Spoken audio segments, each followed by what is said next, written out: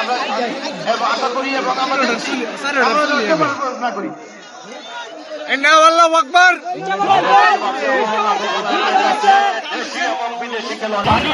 চরাঞ্চলে আমাদের যে একটি ক্রিকেট টুর্নামেন্ট হতে যাচ্ছে, আজকে যিনি আমাদের সম্মানিত উদ্বোধক জনাব রাজিয়া সামাদ ডালিয়া আপা, তার পৃষ্ঠপোষকতায় চরাঞ্চলে ক্রিকেট লড়াই পাবলিকে বলে ডরাই।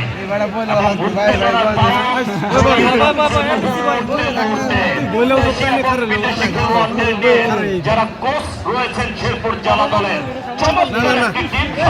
আশরাফুল, যারা এই মাত্র মাথা ঢুকাচ্ছেন মাঠে, যে খেলার ফলাফল কি তাদের জানাচ্ছি।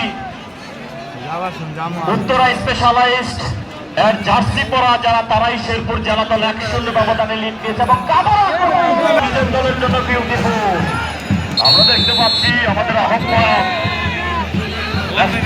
সময় পার করে যাচ্ছেন।